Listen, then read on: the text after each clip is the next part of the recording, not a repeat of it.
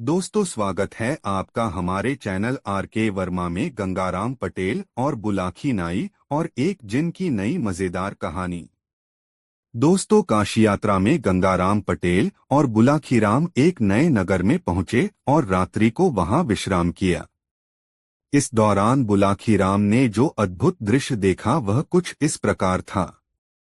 पटेल जी, आते वक्त मैंने एक काला महल देखा। महल बहुत रहस्यमय था, तो मैंने उसके अंदर जाकर देखा तो देखा कि आधा पत्थर का इंसान जोर से चिल्ला रहा है। उसे एक खूबसूरत लड़की मारे जा रही है और कोई उसकी मदद नहीं कर रहा है। और उसके बाद वो लड़की एक अधमरे आदमी के पास जाकर रोने लगती है और ये बोलते हुए, तुम मुझसे बात क्यों नहीं करते हो, मुझे इस लायक नहीं समझते। और थोड़ी देर बाद में जब महल से बाहर आया तो वह सब गायब हो चुका था। पटेल जी, इसका पूरा वर्णन, पूरी कहानी मुझे बताइए, मैं सुनने के लिए उत्सुक हूँ।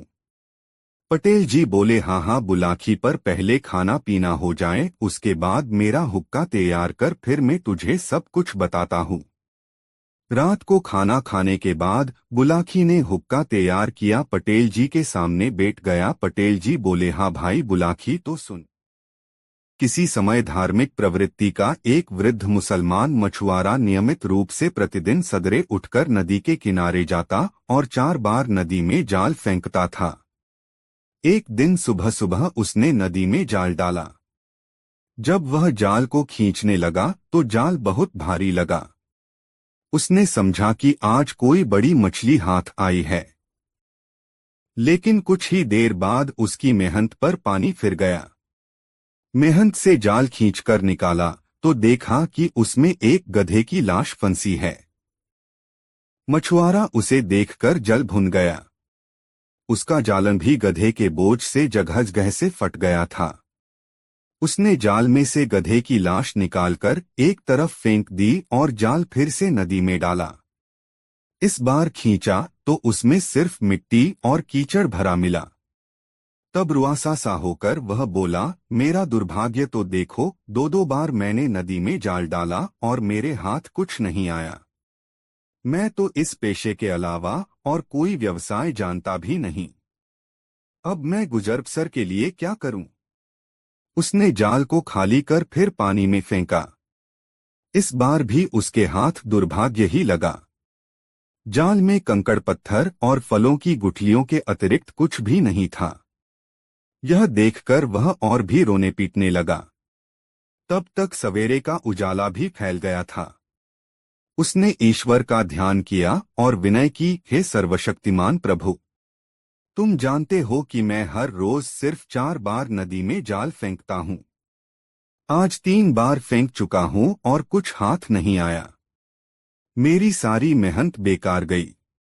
अब अंतिम बार जात फेंकना रह गया है।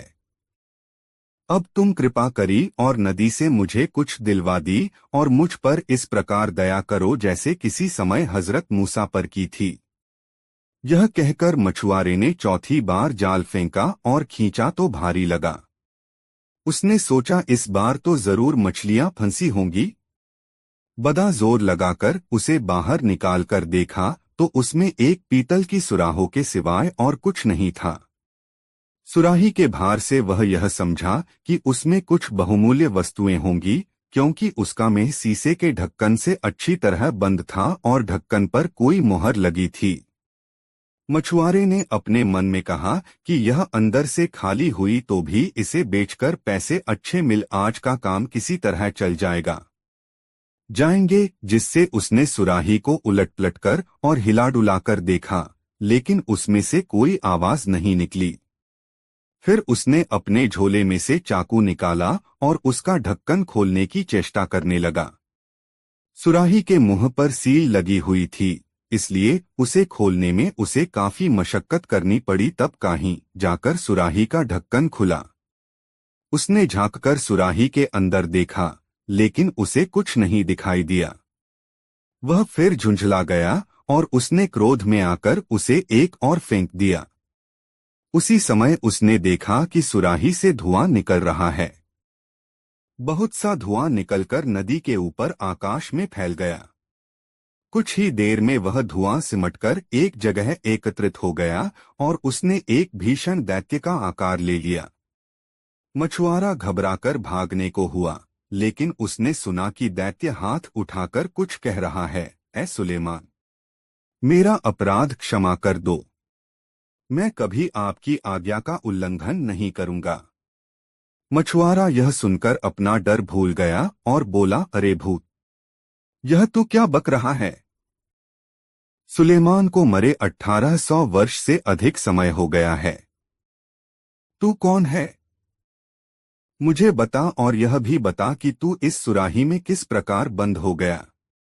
जिन ने उसे घृणापूर्वक देखकर कहा, तू बड़ा बदतमीज है, मुझे भूत कहता है। मछुआरा बिगड़कर बोला, और कौन है तू? तुझे भूत न कहूं तो क्या कहूं? जिन ने कहा, तेरे मरने में अब अधिक समय नहीं है, मैं तुझे शीघ्र ही मार डालूंगा। मछुआरा घबराकर बोला, तू मेरी हत्या क्यों करना चाहता है? क्या तू इस बात को भूल गया कि मैंने ही तुझे सुराही के बंधन से छुड़ाया है?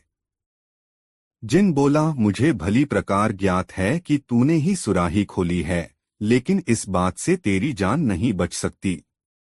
हाँ, मैं तेरे साथ एक रियायत करूंगा। मैं तुझे यह निर्णय करने का अधिकार दूंगा कि तू कैसी मौत मरना चाहेगा। मछुआरे ने कहा, तेरे हृदय में जरा भी न्यायप्रियता नहीं है। मैंने तेरा क्या बिगाड़ा है जो तू मुझे मारना चाहता है? क्या मेरे एहसान का बदला तू मुझे बिना वजह मारकर देना चाहता है? जिन बोला, बिना वजह नहीं मार रहा। मैं तुझे बताता हूं कि तुझे मारने का क्या कारण है। तू ध्यान देकर सुन। मैं उन जिनों में से हूं जो नास्तिक थे। अन्य जिन मानते थे कि हजरत सुलेमान पैगंबर हैं, इसलिए उनकी आज्ञाओं का पालन करते थे। सिर्फ मैं और एक दूसरा दैत्य, जिसका नाम साकर था, सुलेमान को आज्ञा से विमुख हुए। बादशाह सुलेमान ने क्रुद्ध होकर अपने प्रमुख मंत्री आसिफ बिन वरहिया को आदेश दिया कि मुझे पकड़कर उसके सामने पेश करे। मंत्री ने मुझे पकड़कर उसके सामने खड़ा कर दिया। सुलेमान ने मुझसे कहा कि तू मुसलमान होकर मुझे पैगंबर मान और मेरी आज्ञाओं का पालन कर। मैंने इससे इनकार कर दिया। तब सुलेमान ने इसकी मुझे यह सजा दी और उसने मुझे इस सुराही में बंद कर दिया और अभिमंत्रित करके सीसे मोसे का ढक्कन इसके मुंह पर जड़ दिया और उस पर अपनी मोहर लगा दी। फिर एक जिन को आज्ञा दी कि वह इस सुराहों को नदी में डाल दे। तब वह मुझे नदी में डाल गया। उस समय मैंने प्रण किया कि 100 वर्षों के अंदर जो आदमी मुझे निकालेगा, उसे मैं इतना धन दे दूंगा कि वह आजीवन सुख से रहे और उसके मरने के बाद भी बहुत सा धन उसके वारिसों के लिए रह जाए। इस अवधि में मुझे किसी ने नहीं निकाला। फिर मैंने प्रतिज्ञा की कि अब 100 वर्ष के अंदर जो मुझे आजाद करेगा, उसे मैं सारे संसार के खजाने दिलवा दूंगा।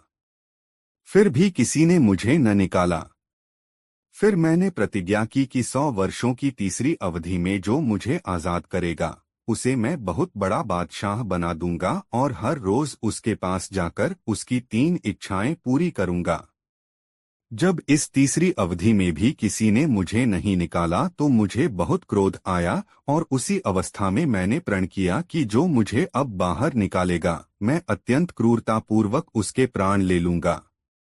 हाँ, उसके साथ इतनी रियायत करूंगा कि वह जिस प्रकार से मरना चाहेगा, मैं उसे उसी प्रकार से मारूंगा। अब चूंकि तूने मेरी इस प्रतिज्ञा के बाद मुझे निकाला है, इसलिए अब तू बता कि तुझे किस प्रकार मारूं। मछुआरा अब बहुत ही भयभीत हुआ, क्योंकि उसने देखा कि जिन उसे मारने की हठ नहीं छोड़ रहा है। अपने बीवी बच्चों को याद करके वह अत्यंत दुखी हुआ। उसने एक बार फिर जिन का क्रोध शांत करने का प्रयत्न किया और उससे अनुनयपूर्वक कहा, हे रहमदिल जिन, मैंने तो तुम्हारे साथ इतनी भलाई की है, तुम इसके बदले मुझ पर दया भी नहीं कर सकते। जिन बोला, इसी भलाई करने के कारण तो तेरी जान जा रही है। मछुआरे ने अंत में अपने बचाव का एक उपाय सोचा।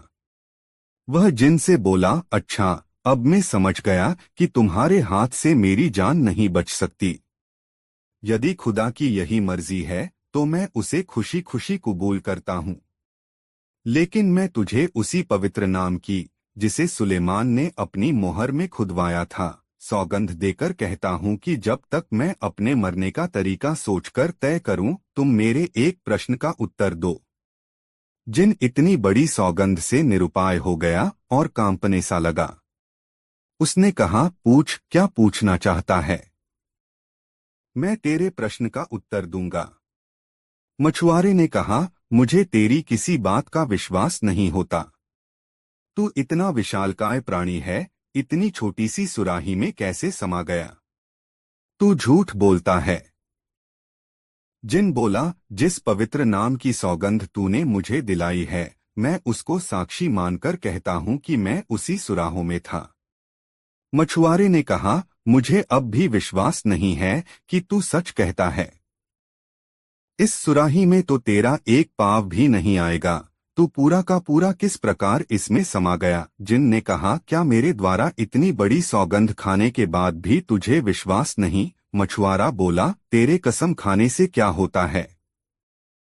मैं तो तभी मानूंगा जब तुझे अपनी आंखों से सुराही के अंदर देखूं और उसमें से आती हुई तेरी आवाज सुनूं।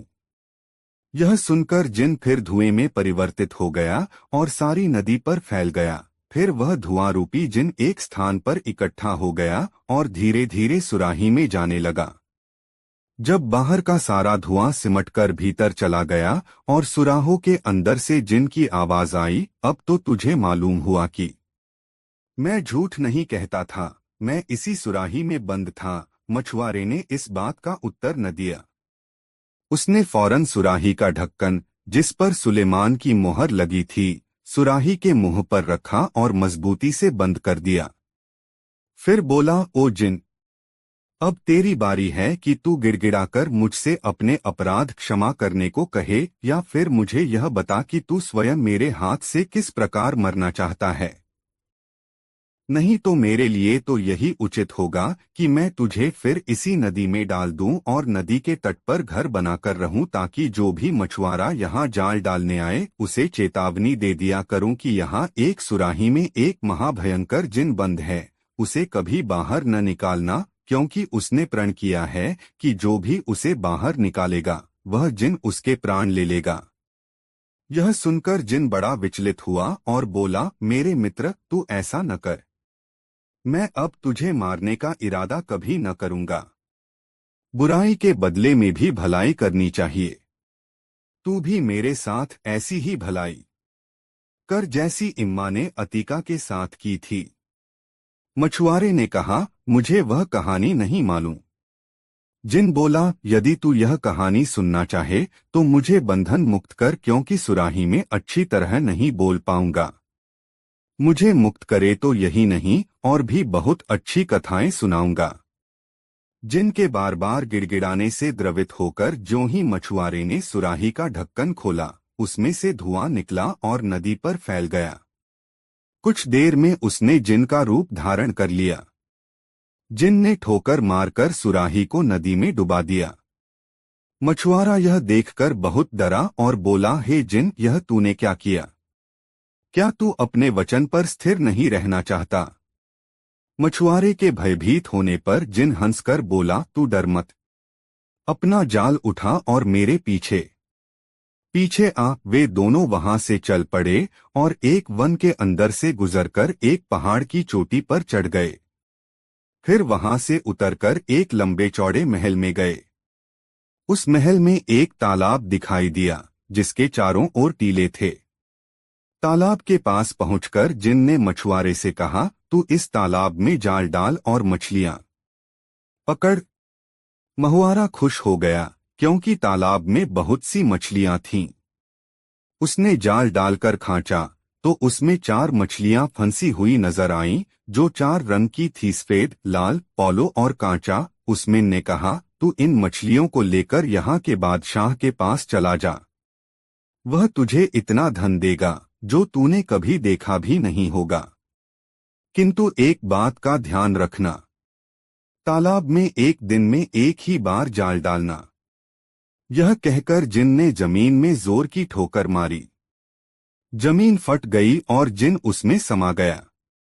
जिन के उस गड्ढे में समाने के बाद जमीन फिर समतल हो गई, जैसे उसमें कभी गड्ढा हुआ ही न हो। मछुआरा चारों मछलियां पकड़कर बादशाह के महल में ले गया।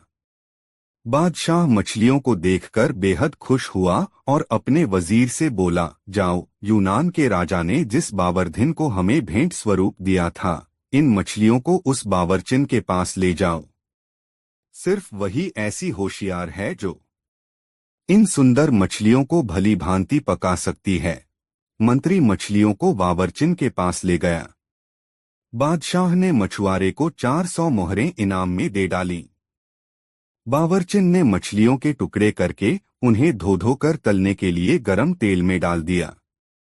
जब टुकड़े एक ओर से लाल सुर्ख हो गए तो उसने उन्हें पलटा। उस समय उसने जो कुछ देखा, उसे देखकर उसकी आंखें फट गई। उसने देखा कि एकाएक रसोई घर की दीवार फट गई और उसमें से एक अति सुंदर स्त्री बड़े ठाट-बाट से भड़कीले कपड़े पहने बाहर निकली। उसके शरीर पर मिस्र देश की रानियों जैसे बेशकीमती आभूषण थे। उसके वस्त्र भी राजसी और मूल्यवान थे। स्त्री बाहर आकर अपने हाथ में पकड़ी मूल्यवान छड़ी उठाकर उस कड़ाही के पास आ खड़ी हुई जिसमें मछलियां भुन रही थीं। उसने एक मछली पर छड़ी मारी और बोली, ओ मछली, क्या तू अपनी प्रतिज्ञा पर कायम है? मछली में कोई हरकत न हुई। स्त्री ने फिर छड़ी मारी और अपना प्रश्न दोहराया। इस पर चारों मछलियों में हरकत हुई और वे बोली, यह सच्ची बात है, तुम हमें मानोगी तो हम तुम्हें मानेंगे, और अगर तुम हमारा ऋण वापस करोगी तो हम तुम्हारा ऋण वापस कर देंगे। यह सुनते ही स्त्री ने कड़ाही को, जिसमें मछलियां पड़ी थीं, जमीन पर उलट दिया और स्वयं दीवार में समा गई। दीवार पहले की तरह सामान्य हो गई। बावर्चिन इस घटना को देखकर मूर्छित हो गई।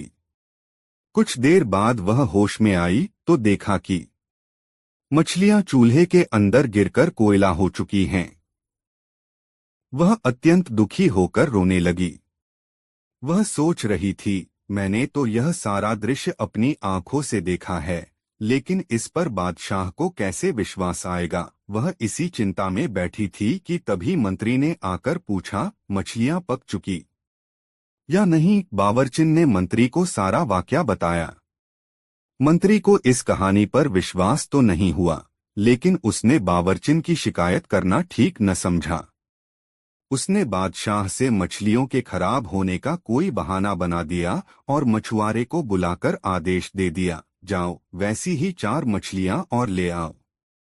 मछुआरे ने जिनसे किया हुआ वादा तो उसे न बताया, लेकिन कोई और मजबूरी बता दूं कि अब मछलियां क्यों नहीं आ सकीं। दूसरे दिन मछुआरा फिर उस तालाब पर गया और तालाब में जाल डाला। फलस्वरूप उसी प्रकार की 4 रंगों वाली मछलियां आज फिर उसके जाल में फंसरसी। मछलियां लेकर वह मंत्री के पास पहुंचा। मंत्री ने उसे इनाम दिया और बावर्चिन के पास मछलियां लाकर कहा, इन्हें मेरे सामने पकाओ। बावर्चिन ने पहले दिन की तरह मछलियों काट और धोकर गरम तेल में डालो और जब उन्हें कड़ाही में तलने लगी तो आज फिर अचानक दीवार फट गई और वही स्त्री हाथ में छड़ी लेकर निकली और छड़ी से एक मछली को छूकर पहले दिन जैसी हरकत की। तब उन 4 मछलियों ने जुड़कर, सिर उठाकर और पूंछ पर खड़े होकर वहीं उत्तर दिया। स्त्री ने आज फिर कड़ाही उलट दो और दीवार में समा गई। दीवार फिर जुड़कर पहले जैसी हो गई। मंत्री इन सब बातों को देखकर अचंभित हो गया। जब दरबार में जाकर उसने यह बात बादशाह को बताई तो उसे भी घोर आश्चर्य हुआ। वह बोला, मैं स्वयं अपनी आंखों से यह सब देखना चाहता हूँ। बजोर ने फिर मछुआरे को हुक्म दिया, ऐसी ही 4 मछलियां और ले आओ। मछुआरा बोला, सरकार, अब मैं 3 दिन से पहले मछलियां लाने में असमर्थ हूं। चूंकि सारा दृश्य अद्भुत था, इसलिए बादशाह ने मछुआरे पर कुछ जोर नहीं डाला। 3 दिन बाद उसने फिर वैसी ही 4 मछलियां लाकर बादशाह को दे दी। बादशाह ने खुश होकर उसे 400 अशर्फियां इनाम में दो। बादशाह ने मंत्री से कहा, बावचिन को हटा दो और तुम खुद मेरे सामने इन मछलियों को पकाओ। मंत्री ने बावर्ची खाना अंदर से बंद करके मछलियां पकाना शुरू किया। जब एक ओर से लाल होने पर मछलियों को पलटा गया तो एक बार फिर दीवार फट गई, किंतु इस बार उसमें से वह सुंदरी नहीं निकली, बल्कि गुलामों जैसे कपड़े पहने हाथ में एक छड़ी लिए एक हबशी निकला। हबशी ने बड़े कठोर और भयावह स्वर में पूछा, मछलियों मछलियों, क्या तुम अपने वचन पर अब भी स्थिर हो? मछलियां अपने सिरों को उठाकर बोली, हम उसी बात पर स्थिर हैं।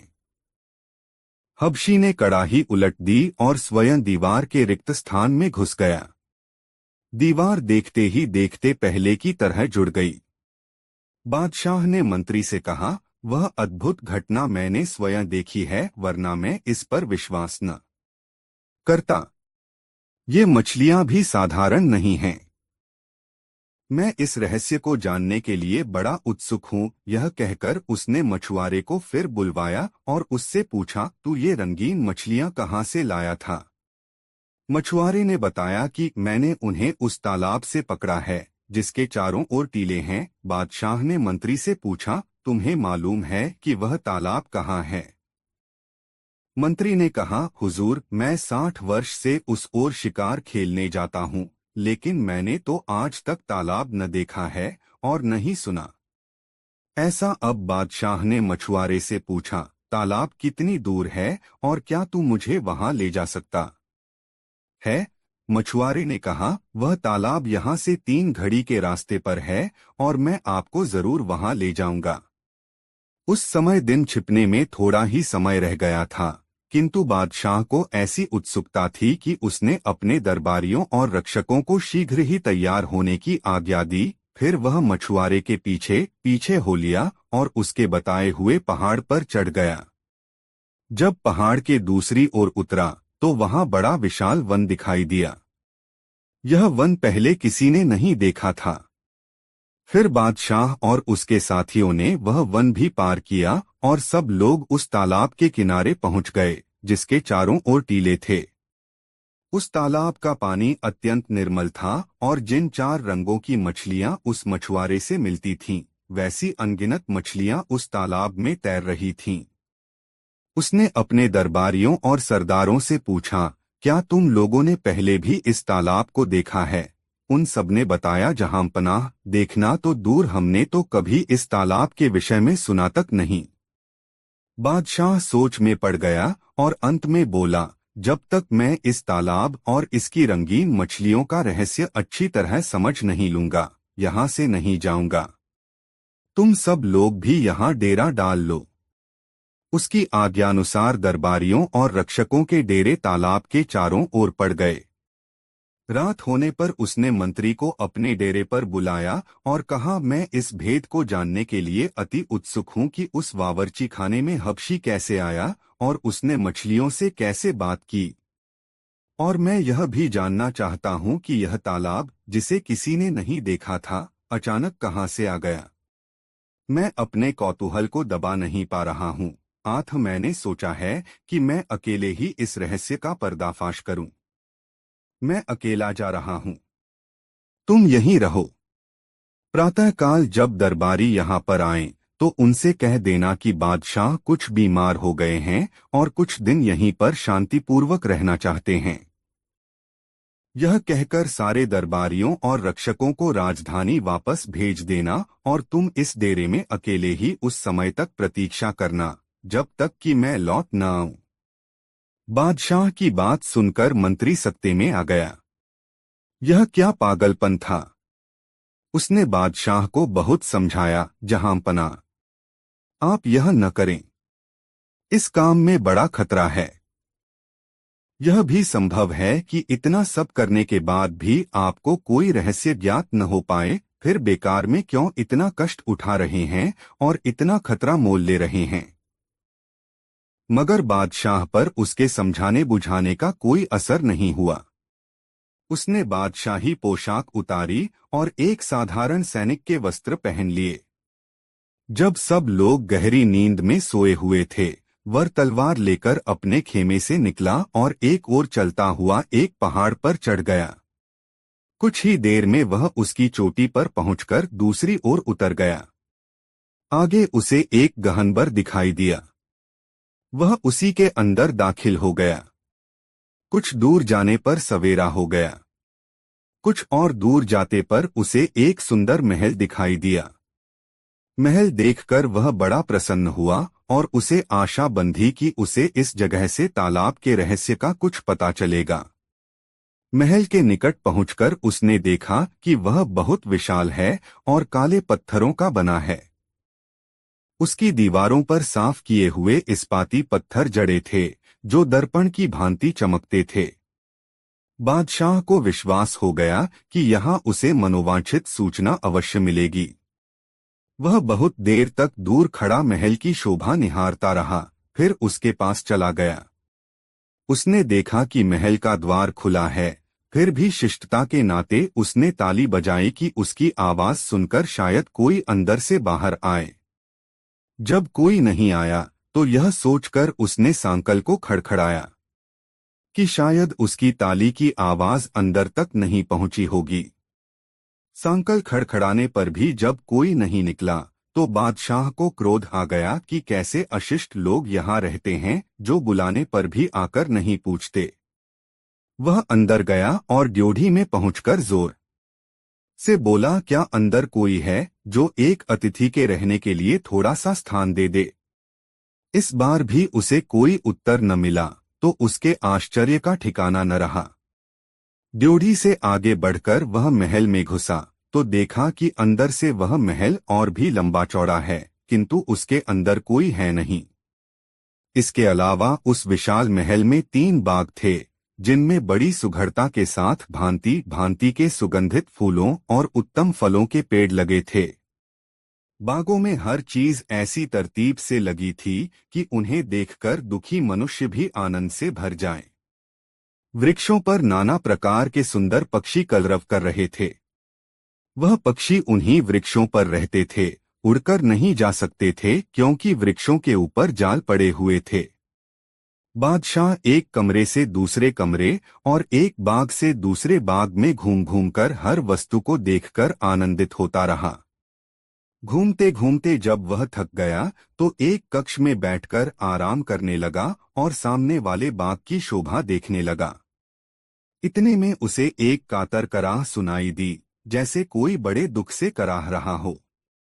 उसने सांस रोककर उस स्वर को सुना तो मालूम हुआ कि कोई मनुष्य रो रोकर अपनी करुण व्यथा का बखान करते हुए अपने दुर्भाग्य को कोस रहा है।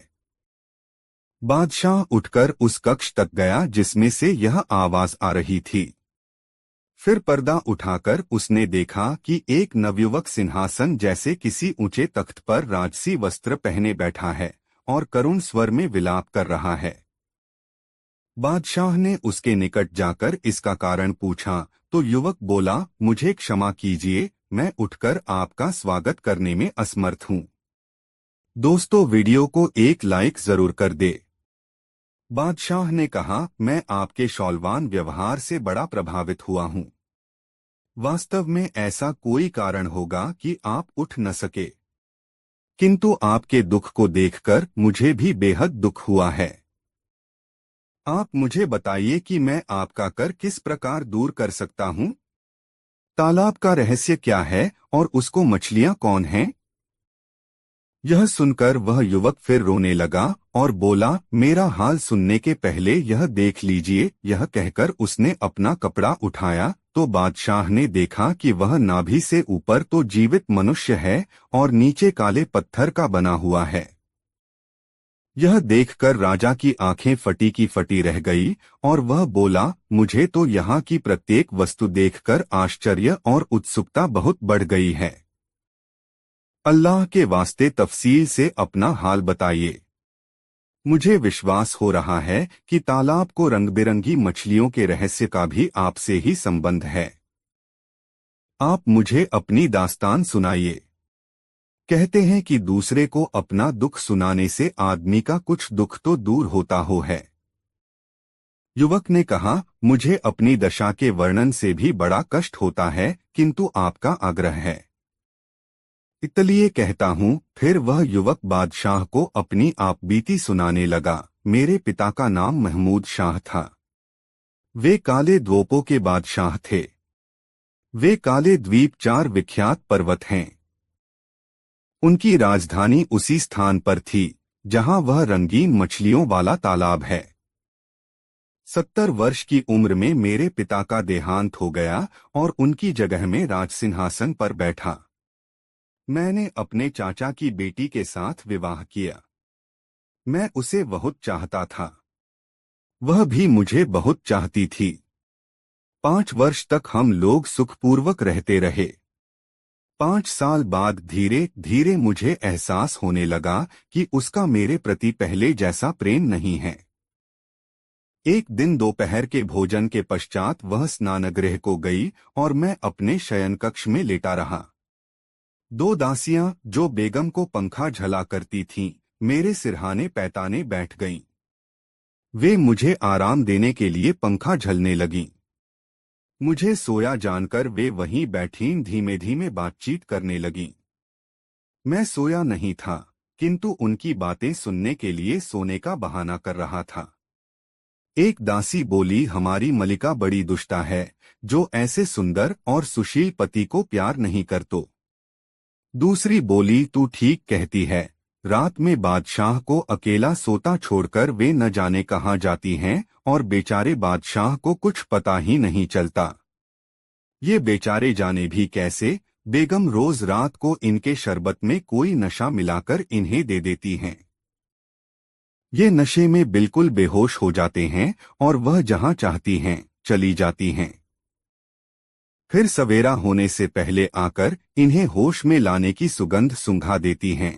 मेरे बुजुर्ग दोस्त, मुझे यह सुनकर इतना दुख हुआ कि उस दुख का वर्णन मेरी सामर्थ्य से बाहर है। उस समय मैंने क्रोध करना मुनासिब न समझा और कुछ देर में इस तरह अंगड़ाइयां लेता हुआ उठा भानो सचमुच सो रहा था। कुछ देर में बेगम भी स्नान करके वापस आ गई। उस रात भोजन के बाद मैं शयन करने के लिए लेटा तो बेगम हमेशा की तरह मेरे लिए शरबत का प्याला लाई। मैंने प्याला ले लिया और उसकी आंख लेटाकर प्याले का शरबत खिड़की से बाहर फेंक दिया और खाली प्याला उसके हाथ में ऐसे दे दिया बानो मैंने पूरा शरबत पी लिया हो। फिर हम दोनों पलंग पर लेट गए। बेगम ने मुझे सोता समझकर अलग से उठकर एक मंत्र पढ़ा और मेरी तरफ मुंह फेरकर कहा, तू ऐसा सो कि कभी न जागे। फिर यह भड़कीले वस्त्र पहनकर कमरे से निकल गई। मैं भी पलंग से उठा और तलवार हाथ में लेकर उसका पीछा करने लगा। वह मुझसे केवल थोड़ा ही आगे थी और उसकी पदचाप मुझे साफ सुनाई दे रही थी। लेकिन मैं ऐसे धीरे धीरे पाँव रखकर उसके पीछे पीछे चल रहा था कि उसे मेरे आने का कोई आभास न मिले। वह कई दरवाजों से होकर निकली। उन सभी में ताले लगे थे, किंतु उसकी मंत्र शक्ति से सभी ताले खुलते जा रहे थे। आखिरी दरवाजे से निकलकर जब वह बाग में गई तो मैं दरवाजे के पीछे छिपकर देखने लगा कि देखें वह क्या करती है। वह बाग से आगे बढ़कर एक छोटे से बगीचे के अंदर चली गई जो चारों तरफ से झाड़ियों से घिरा हुआ था। मैं भी एक दूसरे रास्ते से होकर उस बगीचे के अंदर चला गया और इधर-उधर आंखें घुमाकर उसे ढूंढने लगा। कुछ देर में मैंने देखा कि वह एक हबशी गुलाम पुरुष के हाथ में हाथ दिए टहल रही थी और कह रही थी, मैं तो तुम्हें प्राणपण से प्रेम करती हूँ और तुम्हारा यह हाल है कि मुझसे सीधे मुंह बात भी नहीं करते, हमेशा मुझे बुरा भला कहा करते हो। आखिर तुम चाहते क्या हो? क्या तुम मेरे प्रेम की परीक्षा लेना चाहते हो? तुम मेरी शक्ति जानते हो।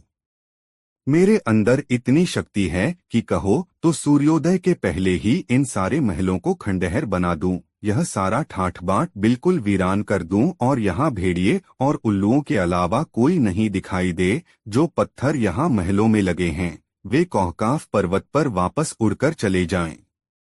इतनी शक्ति रखते हुए भी मैं प्रेम के कारण तुम्हारे कदमों में गिरी रहती हूँ और तुम्हें मेरी परवाह ही नहीं है।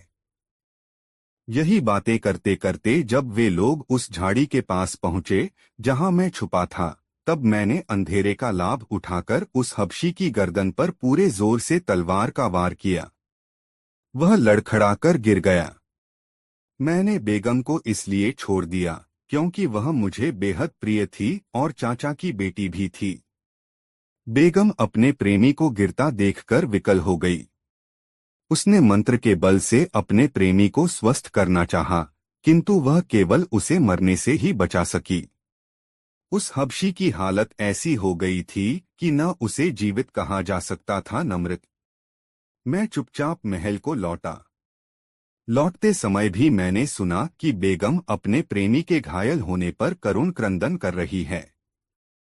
मैं उसे उसी तरह रोता पीटता छोड़कर अपने शयन कक्ष में आया और पलंग पर लेटकर सो गया। सुबह जागने पर मैंने बेगम को अपनी बगल में सोता पाया। यह साफ जाहिर था कि वह वास्तव में सो नहीं रही थी, केवल सोने का बहाना कर रही थी। मैं उसे यूं ही छोड़कर उठ खड़ा हुआ और अपने नित्य कर्मों से फारिग होकर राजसी वस्त्र पहनकर दरबार को चला गया। जब दिन भर राजकाज निपटाने के बाद मैं अपने महल में आया तो देखा कि बेगम ने शोक संताप सूचक काले वस्त्र पहन रखे हैं और बाल बिखेरे हुए बैठी उन्हें नोच रही है। मैंने उससे पूछा, यह तुम कैसा व्यवहार कर रही हो, यह मातम किस कारण है? इस पर वह बोली, बादशाह सलामत, मुझे क्षमा करें। मैंने आज 3 शोक समाचार पाए हैं, इसलिए काले कपड़े पहने मातम कर रही है। वह कौन से समाचार हैं? मेरी माता का देहांत हो गया है, मेरे पिताजी एक युद्ध में मारे गए हैं और मेरा एक भाई ऊंचाई से गिरकर मर गया है। मैंने कहा, समाचार बुरे हैं, लेकिन तुम्हारे इस प्रकार मातम करने के लायक नहीं हैं। फिर भी वे तुम्हारे संबंधी थे और तुम्हें उनकी मृत्यु का शोक होना ही चाहिए।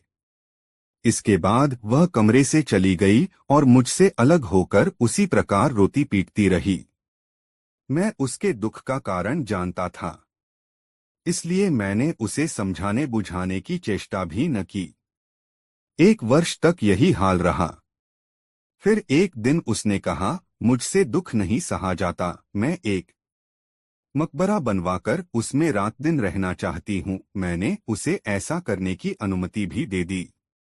उसने एक बड़ी भारी गुंबद वाली मकबरे जैसी इमारत बनवाई और उसका नाम मातम महल रखा। जब वह बन चुका तो उसने अपने घायल प्रेमी हबशी को वहां लाकर रखा और स्वयं भी दहा रहने लगी। वह दिन में एक बार उसे कोई दवा खिलाती और जादू मंत्र भी करती थी। फिर भी उसे ऐसा प्राणघातक घाव लगा था कि औषधि और मंत्रों के बल पर सिर्फ उसकी सांसें ही अटकी हुई थीं। वह न चल पाता था, न बोल पाता था, सिर्फ बेगम की ओर टुकुर टुकुर देखा करता था। बेगम के प्रेम को जीवित रखने के लिए इतना ही काफी था। वह उससे घंटों प्रेम की बातें करके अपने दिल को तमल्ली दिया करती थी। मैं जानता था कि वह क्या करती है, फिर भी मैं उसके सारे क्रियाकलाप ऐसे साधारण रूप से देखता रहा जैसे मुझे कोई बात मालूम ही न हो। किंतु एक दिन में अपनी उत्सुकता नहीं रोक सका और मैंने देखना चाहा कि वह अपने प्रेमी के माथ क्या करती है। मैं उस मकबरे में ऐसी जगह छुपकर बैठ गया जहां से मुझे बेगम और उसके प्रेमी की सारी बातें सुनाई दें, लेकिन उनमें से कोई मुझे न देख सके। बेगम अपने प्रेमी से कह रही थी, इससे बड़ा दुर्भाग्य और क्या हो सकता है कि मैं तुम्हें ऐसी विवशता की अवस्था में देखती हूँ। तुम सच मानो, तुम्हारी दशा देखकर मुझे इतना कष्ट होता है कि जितना स्वयं तुम्हें भी नहीं होता होगा। मेरे प्राण, मेरे सरताज, मैं तुम्हारे सामने घंटों बैठी बातें करती हूँ और तुम मेरी एक बात का भी उत्तर नहीं देते। अगर तुम मुझसे कुछ बातें भी करो तो मेरे दिल को न केवल सुकून मिले बल्कि खुशी भी हासिल हो। केवलम इसी प्रकार अपने प्रेमी के सम्मुख बैठकर प्रलाप करती रही। मुझ मूर्ख से अपनी बेगम की चाह दशा न देखी गई और उसका प्रेम मेरे हृदय में फिर उमड़ आया। मैं चुपचाप अपने महलाम की वह एक कुछ देर बाद वह किसी काम से महल में आई तो मैंने कहा, अब तुमने अपने सगेंस में मुशनाती बहुत शोक व्यक्त कर लिया, अब आकर महल में रहो। मेरी बात सुनकर वह रोने लगी और बोलो बादशाह सलामत। मुझसे यह करने के लिए न कहें। में उसे जितना समझाता बुझाता उतना ही उसका रोना पीटना बढ़ता जाता था। फिर मैंने उसे उसके हाल पर छोड़ दिया। वह उसी अवस्था में 2 वर्ष और रही। मैं एक बार फिर मातम महल में गया ताकि बेगम और उसके हबशी प्रेमी का हाल देखूं। मैं फिर से उसी स्थान पर छिपकर बैठ गया जहां एक बार पहले छिपा था और सुनने लगा। बेगम कह रही थी, प्रियतम, अब तो 2 वर्ष बीत गए हैं और तीसरा वर्ष लग गया है। तुमने मुझसे एक बात भी नहीं की। मेरे रोने चिल्लाने और विलाप करने का तुम्हारे मन पर कोई प्रभाव नहीं होता। जान पड़ता है कि तुम मुझे बात करने के योग्य नहीं समझते, इसीलिए तुम अब मुझे देखकर आंखें बंद कर लेते हो। देखो तो मैं तुम्हारे प्रेम में कितनी बेहाल हो रही हूँ। बेगम की यह बातें सुनकर मेरे तन बदन में आग लग गई। मैं उस मकबरे से बाहर निकल आया और गुंबद की तरफ मुंह करके कहा, ओ गुंबद, तू इस स्त्री और उसके प्रेमी को, जो मनुष्य रूप में राक्षस है, निगल क्यों नहीं जाता? मेरी आवाज सुनकर मेरी बेगम, जो अपने हबशी प्रेमी के पास बैठी थी, क्रोधांध होकर निकल आई और मेरे समीप आकर बोली, अभागे दुष्ट, तेरे कारण ही मुझे वर्षों से शोक ने जकड़ रखा है।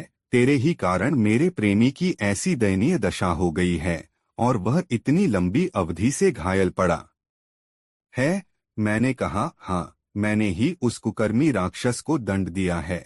यह इसी योग्य था और तू भी इस योग्य नहीं कि जीवित रहे, क्योंकि तूने मेरी सारी इज्जत मिट्टी में मिला दी है। यह कहकर मैंने तलवार खींच ली और चाहा कि बेगम की हत्या कर दूं, किंतु उसने कुछ ऐसा जादू किया कि मेरा हाथ उठ ही न सका। फिर उसने धीरे धीरे कोई मंत्र पढ़ना आरंभ किया, जिससे मैं बिल्कुल न समझ सका। मंत्र पढ़ने के बाद वह बोली, अब मेरे मंत्र की शक्ति देख। मैं आज्ञा देती हूँ कि तू कमर से ऊपर जीवित मनुष्य रहे और कमर से नीचे पत्थर बन जाए। उसके यह कहते हो मैं वैसा ही बन गया जैसा उसने कहा था, अर्थात मैं न जीवित लोगों में रहा न मृतकों में। फिर उसने मातम महल से उठवाकर मुझे इस जगह लाकर रख दिया। इतना ही नहीं, उसने मेरे नगर को भी नहीं छोड़ा। मेरे सभी दरबारी और प्रजाजन मेरे प्रति निष्ठा रखते थे। उसने उन सबको अपने जादू से मछलियों में बदल दिया। इनमें जो सफेद रंग की मछलियां हैं वे मुसलमान हैं, लाल रंग वालों अग्निपूजक, काली मछलियां ईसाई और पीले रंग वाली यहूदी हैं। मैं जिन 4 काले द्वीपों का नरेश था, उन्हें उस स्त्री ने 4 टीले बनाकर तालाब के चारों ओर स्थापित कर दिए। उसने मेरे देश को उजाड़ दिया और मुझे आधा पत्थर का बनाकर भी उसका क्रोध शांत नहीं हुआ। वह यहाँ रोज आसी है और मेरे कंधों और पीठ पर 100 कोड़े इतने जोर से मारती है कि हर चोट पर मेरा खून छलछला आता है। फिर वह बकरी के बालों से बनी एक खुरदरी काली कमली मेरे कंधों और पीठ पर डालती है और उसके ऊपर सोने की तारकशी वाला भारी लबादा डालती है। यह वस्त्र वह मेरे सम्मान के लिए नहीं बल्कि मुझे और पीड़ा पहुंचाने के लिए डालती है और मेरा मजाक उड़ाकर कहती है, दृष्ट, त्रि तो 4 द्वीपों का बादशाह है, फिर अपने को इस अपमान और दुर्दशा से क्यों नहीं बचाता? इतना वृत्तांत बताने के बाद काले द्वीपों के बादशाह ने दोनों हाथ आकाश की ओर उठाए और बोला, हे सर्वशक्तिमान परमात्मा, हे समस्त विश्व के सृजनहार, यदि तेरी प्रसन्नता इसी में है कि मुझ पर इसी प्रकार अन्याय और अत्याचार हुआ करे तो मैं इस बात को भी प्रसन्नता से सहूंगा। मैं हर हालत में तुझे धन्यवाद दूंगा। मुझे तेरी दयालुता और न्यायप्रियता से पूर्ण आशा है कि तू एक ने दिन मुझे इस दारुण दुख से अवश्य छुड़ाएगा, जब वहां आने वाले खोजकर्ता बादशाह ने यह सारी कहानी सुनी तो उसे बड़ा दुख हुआ और वह विचार करने लगा कि इस निर्दोष नौजवान बादशाह का दुख कैसे दूर किया जाए और कैसे उसकी कुल्टा बेगम को दंड दिया जाए। यह सोचकर उसने पूछा, तुम्हारी बेगम कहाँ रहती है और उसका प्रेमी जिसके पास वह रोज जाती है किस स्थान पर पड़ा है। नौजवान बादशाह ने उसे बताया, मैंने आपको पहले ही बताया था कि उस मातम महल का एक रास्ता इस कमरे के नीचे से होकर भी है, जहां इस समय हम लोग हैं। यह जादूगरनी कहाँ रहती है यह बात मुझे ज्ञात नहीं, किंतु रोज प्रातःकाल वह मेरे पास मुझे दंड देने के लिए आती है और मुझे पीटने के बाद फिर अपने प्रेमी के पास जाकर उसे कोई अर्क पिलाती है जिससे वह जीवित बना रहता है। आगंतुक बादशाह ने कहा, वास्तव में तुमसे अधिक दया योग्य और कोई व्यक्ति नहीं होगा। तुम्हारा जीवन तो ऐसा है कि इसे इतिहास में लिखकर अमिट कर दिया जाए। तुम चिंता न करो, मैं तुम्हारे दुख के निवारण का भरसक प्रयत्न करूंगा। इसके बाद आगंतुक बादशाह उसी कक्ष में सो गया क्योंकि रात का समय हो गया था। बेचारा काले द्वीपों वाला बादशाह उसी प्रकार बैठा रहा और जागता रहा। स्त्री के जादू ने उसे लेटने और सोने के योग्य ही नहीं रखा था। दूसरे दिन तड़के ही आगंतुक बादशाह गुप्त मार्ग से मातम महल में प्रविष्ट हो गया। वहां सैकड़ों स्वर्ण दीपक जल रहे थे और वह ऐसा सजा हुआ था कि बादशाह को अत्यंत आश्चर्य हुआ। फिर वह उस स्थान पर गया जहां घायल अवस्था में बेगम का हबशी प्रेमी पड़ा हुआ था। वहां जाकर उसने तलवार का ऐसा वार किया कि वह अधमरा आदमी तुरंत मर गया। बादशाह ने उसका शव घसीटकर पिछवाड़े बने एक कुएं में डाल दिया और मातम महल में वापस आकर नंगी तलवार अपने पास छुपाकर उस हबशी की जगह खुद लेटा रहा ताकि बेगम के आने पर वह उसे मार सके। थोड़ी देर बाद जादूगरनी उसी भवन में पहुंची जहां काले द्वीपों का बादशाह पड़ा हुआ था। उसने उसे इतनी बेदर्दी से पीटना शुरू किया कि सारी इमारतें उसकी चीख पुकार और आर्तनाद से गूंजने लगीं। वह दीदी से पीटना शुरू किया और दया करने की प्रार्थना करता रहा, किंतु उस दुष्टश का हाथ 100 कोड़े मारे बगैर ककारा। इसके बाद सदा की भांति उस पर खुरदरी कमली और उसके ऊपर जरी का भारी लबादा डालक का मातम महल में आई और बादशाह के सम्मुख, जिसे वह अपना प्रेमी समझी थी, बैठकर विरह व्यथा कहने लगी। बोली, प्रियतम, मैं तुझे प्राणपण से चाहती हूँ और तू है कि मुझसे तनिक भी प्रेम नहीं करता। मेरा दिन और रात का चैन हराम हो गया है। तू अपने कष्टों का कारण मुझे ही समझता है। यद्यपि मैंने तेरे लिए अपने पति पर बेहद अत्याचार किया है, फिर भी मेरा क्रोध शांत नहीं हुआ है और मैं चाहती हूँ कि उसे और कठोर दंड दूं, क्योंकि उसी अभागे ने तेरी ऐसी दशा को है। लेकिन तू तो मुझसे कुछ कहता ही नहीं, हमेशा होंठ बंद किए रहता है। शायद तू चाहता है कि अपनी चुप्पी से ही मुझे इतना व्यथित कर दे कि मैं तड़प तड़प कर मर जाऊं। भगवान के लिए अधिक नहीं तो एक बार तो मुझसे बात कर ले जिससे मेरे दुखी मन को शांति मिले। बादशाह ने उनीदे स्वर में कुरान शरीफ की यह आयत पढ़ी। लाहौल बिला कुव्वत। बादशाह ने यह आयत इसलिए पढ़ी थी क्योंकि इस्लामी विश्वास के अनुसार इस आयत को पढ़ने से शैतान भाग जाता है, किंतु बेगम के लिए इसे भी सुनना सुखद आश्चर्य था। वह बोली, प्यारे, यह सचमुच तू बोला था कि मुझे कुछ धोखा हुआ था? बादशाह ने हबशियों के से स्वर में घृणापूर्वक कहा, तुम इस योग्य नहीं हो कि मैं तुमसे बात करूं या तुम्हारे किसी प्रश्न का उत्तर दूं। प्राणप्रिय बेगम आश्चर्य से बोली, मुझसे ऐसा क्या अपराध हुआ है जो तुम ऐसा कह रहे हो? बादशाह ने कहा, तुम बहुत जिद्दी हो, किसी की नहीं सुनती, इसलिए मैंने कुछ नहीं कहा। अब पूछती हो तो कहता हूं। तुम्हारे पति के रात दिन चिल्लाने से मेरी नींद हराम हो गई है। अगर उसको चीख पुकार न होती तो मैं कब का अच्छा हो गया होता और खूब बातचीत कर पाता। लेकिन तूने एक तो उसे आधा पत्थर का बना दिया है और फिर उसे रोज इतना मारा भी कि वह कभी सो नहीं पाता और रात दिन रोया और कराहा करता है और मुझे सोने नहीं देता। अब तू ही बता कि मैं तुझसे क्या बोलूं और क्या बात करूं। इस पर जादूगरनी ने कहा, तब क्या तुम यह चाहते हो कि मैं उसे मारना बंद कर दूं और उसे पहले जैसी स्थिति में ले आऊं? अगर तुम्हारी खुशी इसी में है तो मैं अभी ऐसा कर सकती हूँ। हबशी बने हुए बादशाह ने कहा, मैं सचमुच यही चाहता हूँ कि तू इसी समय जाकर उसे दुख से पूरी तरह मुक्ति दे दे, ताकि उसकी चीख पुकार से मेरे आराम में विघ्न न पड़े। तभी बेगम ने मातम महल के एक कक्ष में जाकर एक प्याले में पानी लेकर उस पर कुछ ऐसा मंत्र फूंका कि वह उबलने लगा। फिर वह उस कक्ष में गई जहां उसका पति था और उस पर वह पानी छिड़क कर बोली, यदि परमेश्वर तुझसे अत्यंत प्रसन्न है और उसने तुझे ऐसा ही पैदा किया है तो तू इसी सूरत में रह, किंतु तेरा स्वाभाविक रूप यह नहीं है तो मेरे जादू से अपना पूर्व रूप प्राप्त कर ले। और फिर तू यदि खैरियत चाहता है तो फौरन यहाँ से भाग जा, फिर कभी यहाँ आया तो जान से मार दूंगी। बेगम के जाते ही वह नौजवान बादशाह तत्काल ठीक हो गया और चुपचाप वहाँ से निकल गया।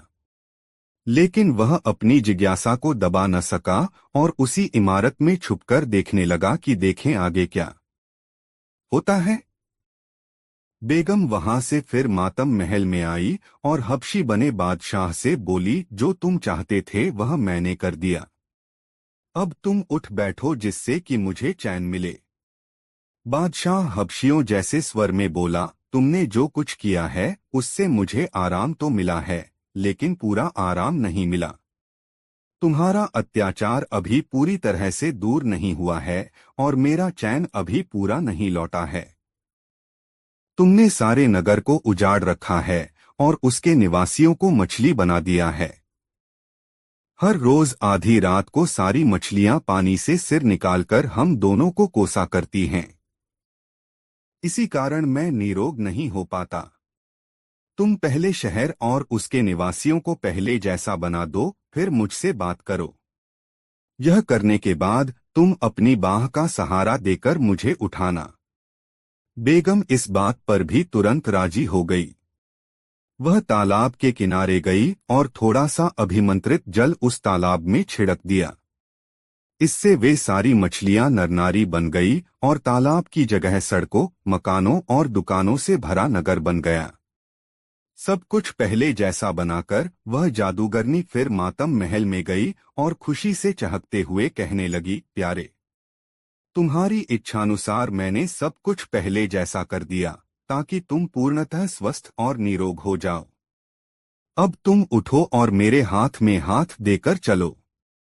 बादशाह ने फिर हबशियों जैसे स्वर में कहा, मेरे पास आओ। वह पास आ गई।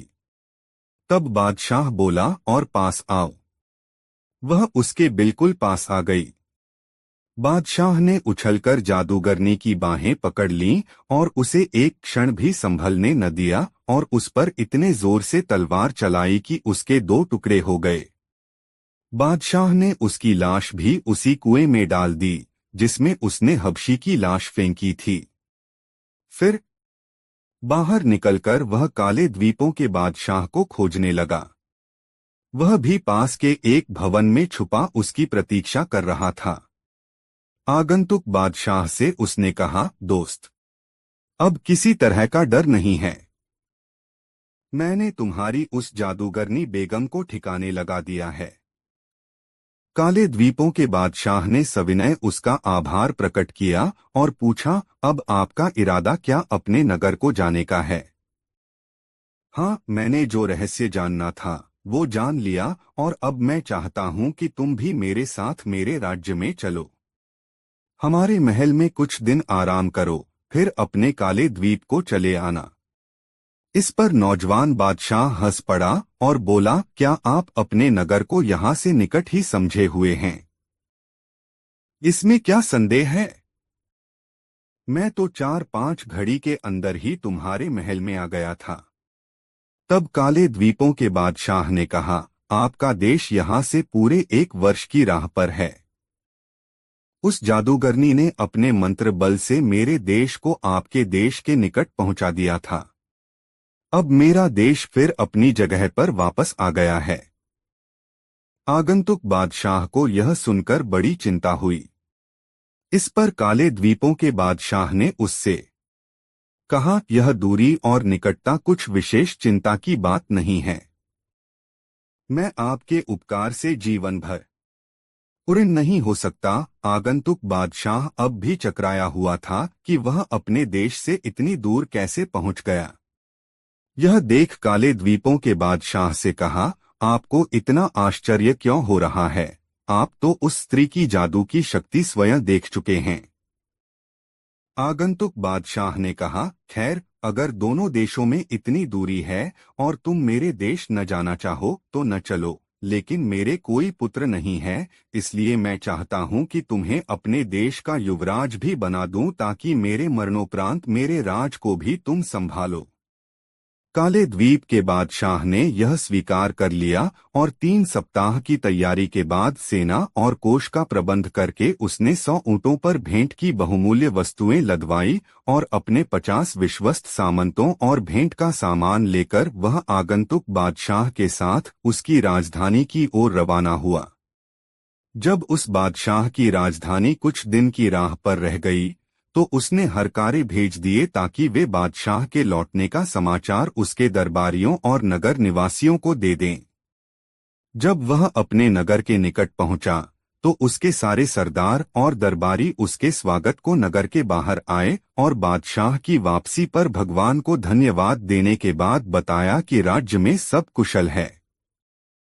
नगर में पहुंचने पर बादशाह का नगर निवासियों ने हार्दिक स्वागत किया।